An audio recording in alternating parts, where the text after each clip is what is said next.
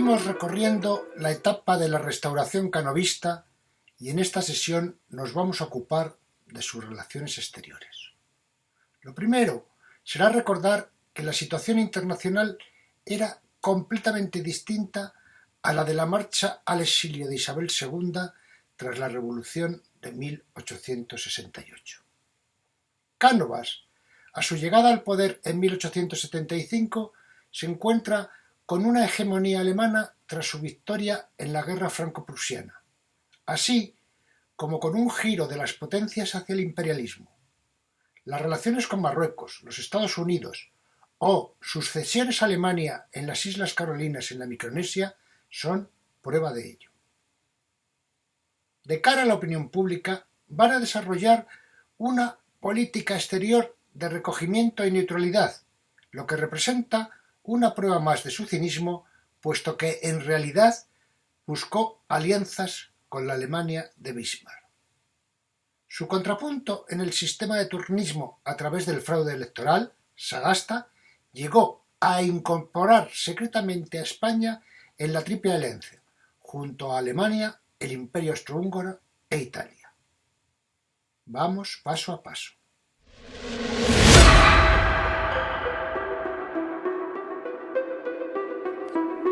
La nueva situación internacional condiciona la política exterior de la Restauración.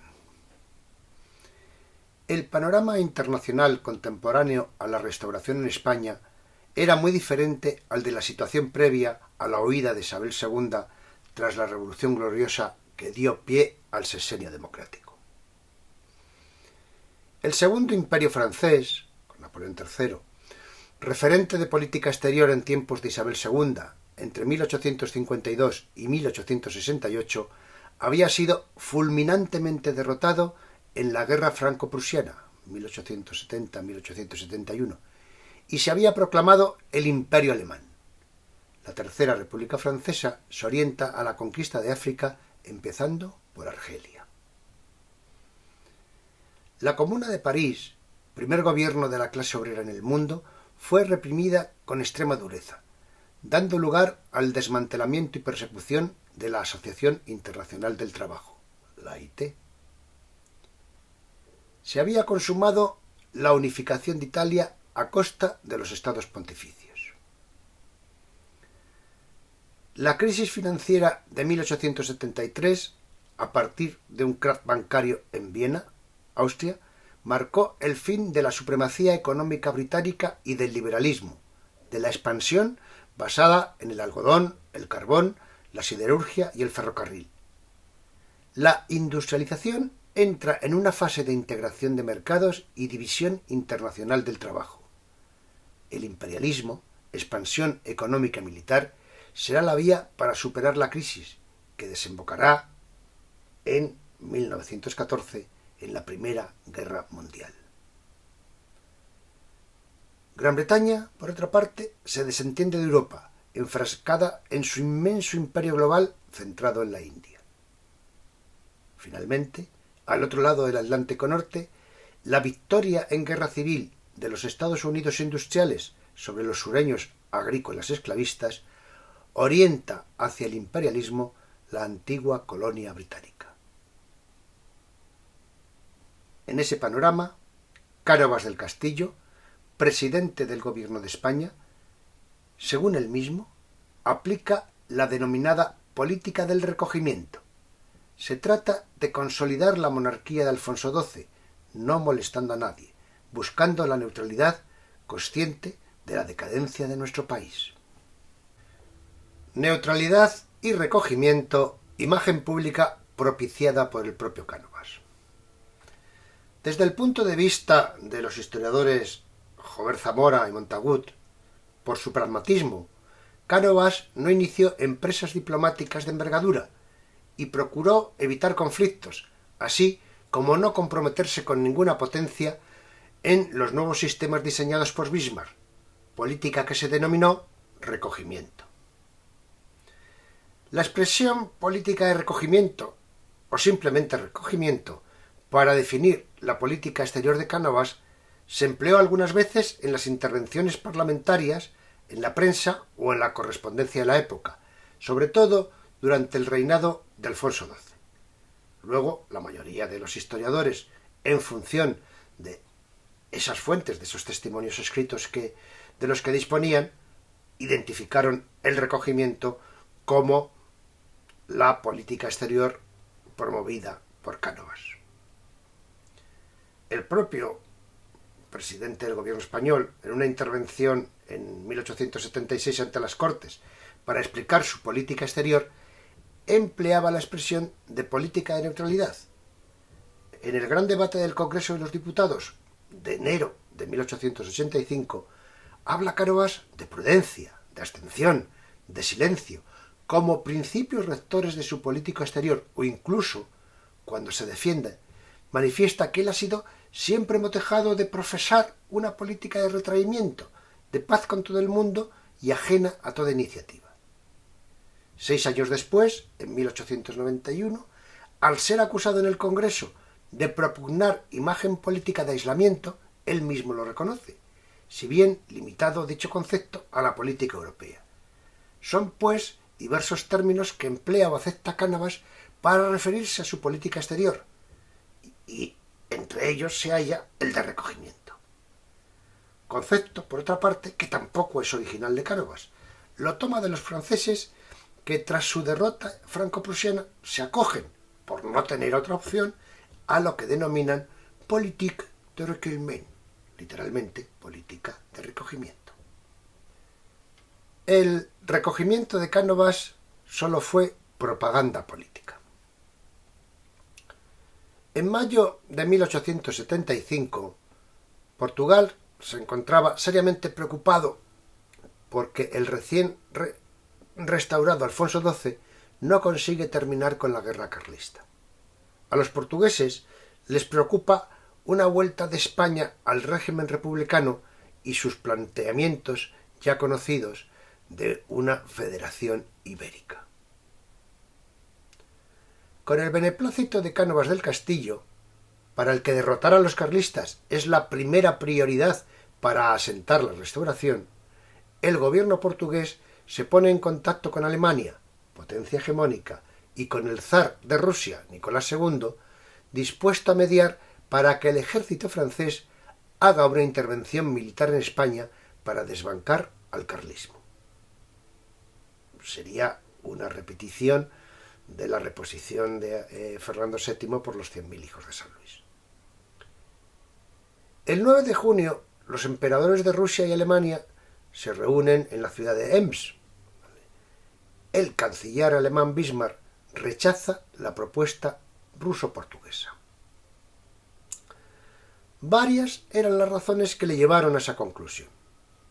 La principal era el gran impacto que tal intervención podía tener en el difícil, especialmente difícil en aquella primavera, equilibrio europeo. Bismarck no comprendía cómo Francia podía cambiar de modo tan rápido y radical su actitud respecto a la contienda carlista, la contienda que le estaba dando unos pingües beneficios por el trasiego y contrabando que se producía en la frontera hispano-francesa. Por ello, Bismarck lo que temía era que tal viraje, de ser cierto, reflejara un deseo del gobierno francés para obtener un rápido éxito militar que le permitiera recuperar su prestigio europeo y su fuerza y su fuerte ascendencia en España. Francia había perdido la guerra franco-prusiana. En esto podía encontrar una posibilidad. Bismarck lo descartó. Al descartarlo la potencia dominante, la iniciativa fracasó y pasó inadvertida. De hecho, no fue conocida hasta el año 1955, en que el historiador Charles Bloch la descubrió manejando los archivos del antiguo imperio alemán que pudieron ser visitados por investigadores, sobre todo franceses, ingleses y norteamericanos, tras la derrota de Hitler. La apertura a la investigación de esos archivos de la época de Bismarck dieron lugar a que se supieran esos manejos que Cánovas ocultaba en público diciendo que su política era de absoluta neutralidad. Pero hay más pruebas de que lo único que hacía Cánovas era propaganda política con su neutralidad. Consolidada la restauración en el trono de Alfonso XII e iniciada la recuperación económica, Cánovas del Castillo considera una amenaza el triunfo de los republicanos radicales en las elecciones francesas del 14 de octubre de 1877. En menos de 15 días, Cánovas convoca al ministro de Alemania en Madrid, Hatzfeld, el 30 de octubre, al que le hace una exposición general sobre las relaciones hispano-francesas y de los riesgos que para España supondría la probable radicalización de la política francesa.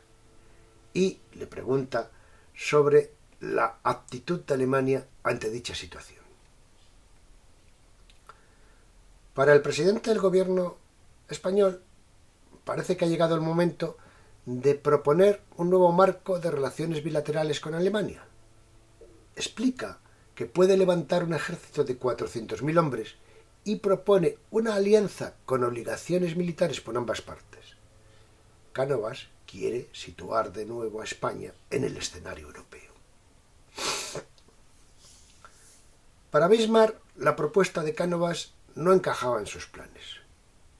Era una situación muy diferente a cuando había negociado con el general Prim en 1870, negociaciones que quedaron truncadas, como bien sabemos, por el asesinato de Prim.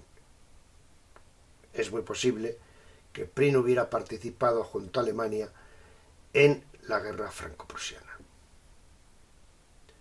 Además, Bismarck, hombre cauto y también diplomático, le molestó que la iniciativa se hubiera planteado al ministro de Alemania en Madrid, lo que obligaba a la comunicación escrita hacia Alemania, en lugar de que lo hubiera planteado en Berlín, donde la comunicación alemana hubiera sido oral y España es la que se hubiera visto obligada a trasladarlo por escrito a Madrid.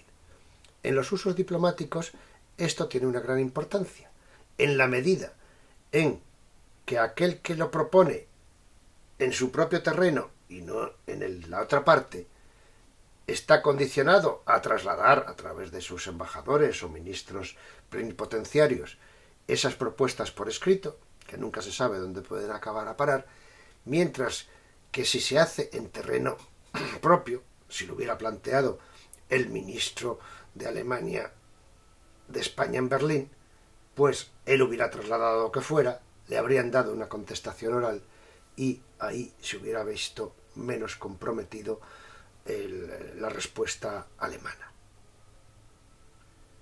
Para Bismarck, la situación española no estaba lo suficientemente estabilizada. Desde su punto de vista, Cánovas podía ser pronto sucedido en esa España siempre imprevisible por algún otro gobernante que, amparándose en la asistencia que habría de prestar a Alemania, suscitara situaciones de riesgo que precisamente se trataban de evitar. Incluso el propio Cánovas no pasaba de ser, a los ojos de Bismarck, poco más que un diletante de las relaciones internacionales europeas, como lo venía mostrando con sus frívolos planteamientos.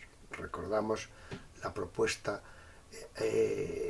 ruso-portuguesa de hacer una invasión de España para acabar con el carlismo. Hatzfeld, siguiendo instrucciones de Bismarck, traslada a Cánovas una educada respuesta en la que se dice apreciar la declaración de amistad, pero sin comprometer nada más que una entente o inteligencia de comunicación mutua. Esto es, un compromiso de que las informaciones más confidenciales pues nos las vamos a transmitir entre nosotros en los temas que sean delicados, como una amenaza o peligro para España por parte de Francia. El cinismo de Cánovas queda nuevamente patente.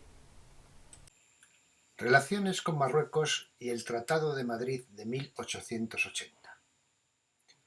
Veamos previamente el antecedente en el Tratado de Wad Ras de 1860. Como recordarán, en nuestra sesión de este curso del pasado 8 de noviembre de 2023, sesión del curso 32, Consolidación del Estado Liberal, etapa de Isabel II, comentamos que durante el periodo largo de O'Donnell, de 1858 a 1863, se practicó una política llamada de prestigio, con varias intervenciones militares internacionales en Conchinchina, actual Vietnam, México, Santo Domingo y también en Marruecos.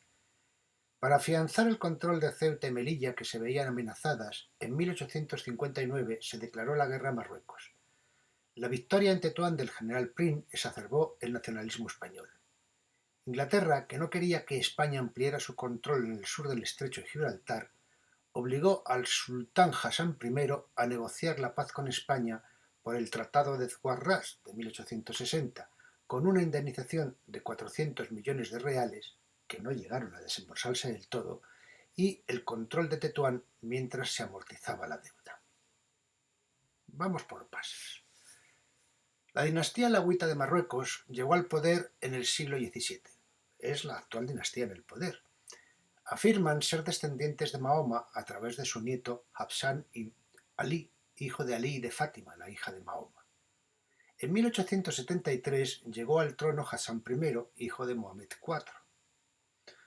Con un Marruecos muy debilitado por la conquista francesa de Argelia y la presencia comercial y económica de las potencias europeas por todo el país, buscó una alternativa diplomática y solicitó la reunión de esas potencias en la llamada Conferencia de Madrid, que se celebró entre junio y julio de 1860. Participaron 11 potencias europeas, además de los Estados Unidos y Marruecos. Cánovas, presidente del Consejo de Ministros, accedió a la petición, viendo en ella una ocasión de potenciar la imagen de España en Marruecos y en la política internacional. Lo que pretendía hacer Cánovas era lograr que se aplicaran los acuerdos alcanzados tras la Guerra de Marruecos de 1859-1860, por el que se le concedía a España un establecimiento en Santa Cruz del Mar Pequeño, lo que conocemos como INE. Explica el profesor Jaime González que, dentro de la pretensión de Cánovas de alcanzar más protagonismo internacional, destaca la existencia de una corriente política española llamada africanista, donde sobresale Joaquín Costa, que quería reverdecer los viejos laureles de la guerra anterior con Marruecos, mediante el acercamiento de los dos pueblos sobre una civilización penetradora realizada a través de nuestras plazas en el norte de África. Esta corriente suplía a la débil iniciativa gubernamental en este aspecto. Joaquín Costa, en esa iniciativa, promovió a través de la Real Sociedad Geográfica expediciones a Río de Oro, Sáhara y Golfo de Guinea. Conclusión. Marruecos no logró sus objetivos. La creciente presión de Francia, que ya ocupaba Argelia, terminará con la invasión de parte de su territorio. La España de Cánovas intentó neutralizar a Francia con un acuerdo secreto con Italia, triple alianza que veremos a continuación. Mientras Alemania llegó a pensar también en la invasión y Portugal e Italia aspiraban a un trozo. Gran Bretaña, que quería salvaguardar el control del estrecho de Gibraltar, llegó a propiciar el protectorado de España sobre el norte de Marruecos en 1906, pero esto es algo que veremos con detalle cuando hablemos en las próximas sesiones de la Guerra de África de España en Marruecos. Pero hay más. Ya sabemos que durante la Restauración uno de los sistemas de estabilización política en España fue el turnismo, el alternar los gobiernos conservadores de Cánovas con los liberales de Sagasta, en cualquier caso amañados por los caciques y sus manejos de manipulación de las elecciones. En este escenario, el gobierno de Sagasta fue más allá y metió a España secretamente en la Triple Alianza. En el gobierno largo de Sagasta, Segismundo Moret, a la sazón ministro de Estado y por lo tanto el responsable de la política exterior, era partidario de incluir a España en las alianzas internacionales para salvaguardar los intereses españoles en el Mediterráneo, fundamentalmente Marruecos, y en ultramar. Por ello, firmaría un acuerdo secreto con Italia en 1887, redactado por Bismarck, por lo que, en cierta medida, España quedaba incluida en la Triple Alianza, aunque como una participante menor y sin grandes exigencias en aquel momento por ninguna parte. La Triple Alianza, integrada por Alemania, Italia y el Imperio Austrohúngaro, fue una estrategia de Bismarck para aislar a Francia y defenderse de Rusia. Los socios de la Triple Alianza no aceptaron en 1892 la pretensión española de incluir una garantía sobre Cuba y España se salió de este pacto.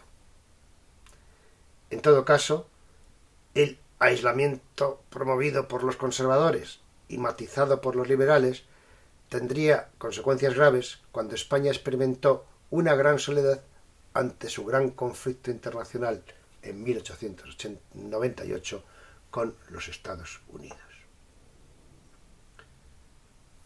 Vean el mapa al comienzo de la Primera Guerra Mundial.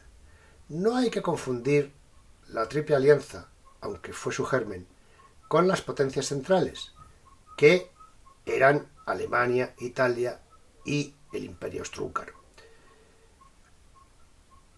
que son las que iniciaron la Primera Guerra Mundial. Es posible que si España hubiera permanecido en la Triple Alianza, nuestra neutralidad en ese conflicto hubiera estado muchísimo más comprometida. Ignorancia mutua España-Estados Unidos con maniobras soterradas de estos últimos. Los Estados Unidos, ya en el siglo XIX, consideraban a Cuba estratégica para su defensa. Desde el punto de vista norteamericano, subraya el profesor Palacio Tar, la colonia suponía para España una carga inútil y costosa, y se propusieron comprar la isla. Nuestro país ya les había vendido la Florida en 1819. Los Estados Unidos hicieron ofertas de compra en 1848 y en 1854. En esta última fecha se plantearon que si España no vendía, debía conquistarse por la fuerza, pero sobrevino para nosotros el paréntesis de su guerra civil. Pasada esta, en 1876, ya en el periodo de la Restauración canavista, el Departamento de Estado de los Estados Unidos intentó que las potencias europeas aceptaran la necesidad de una intervención militar en la isla para restaurar la paz, que ya se encontraba en plena guerra con España por su independencia. Las potencias europeas, especialmente Inglaterra, no dieron su consentimiento. A partir de 1895, los Estados Unidos iniciaron el doble juego de reanudar sus ofertas de compra y a la vez proporcionar armamento y dinero a los insurrectos.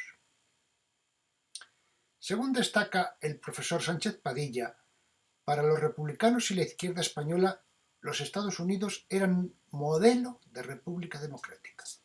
Recordemos que en los últimos días de resistencia del Cantón de Cartagena propusieron a los Estados Unidos integrarse en la Unión como Estado federado. Los Estados Unidos tardaron 2 años en reconocer a España tras la restauración de Alfonso XII. Cánovas, en 1876, aceptó la demanda norteamericana de protección judicial en Cuba. Las relaciones comerciales, tras varios retrasos, terminaron por abrirse, aunque España incumplió los acuerdos bilaterales y no pagó sus deudas. La España de la Restauración, por otra parte, inició un acercamiento a las repúblicas hispanoamericanas tratando de ser su referente de prestigio en Europa. Para los Estados Unidos, que intentaban ser hegemónicos en todo el continente, esto tampoco gustó, y a partir de la Conferencia Panamericana de 1881, que España trató de torpedear pidiendo a las repúblicas que no acudieran, la situación fue cada vez más tensa y España estaba cada vez más debilitada y frágil. Conflicto resuelto con Alemania por las Islas Carolinas. Carolinas son un archipiélago de la Micronesia, oeste del Océano Pacífico, compuesto por 963 islas con una superficie total de 1.194 kilómetros cuadrados. En la actualidad son los Estados Federados de Micronesia, con 20 estados. El 6 de agosto de 1885, el conde Sols embajador alemán en Madrid, notificó la decisión de su gobierno de establecer el protectorado sobre las Islas Carolinas y Palau, ya que las consideraba territorio sin dueño.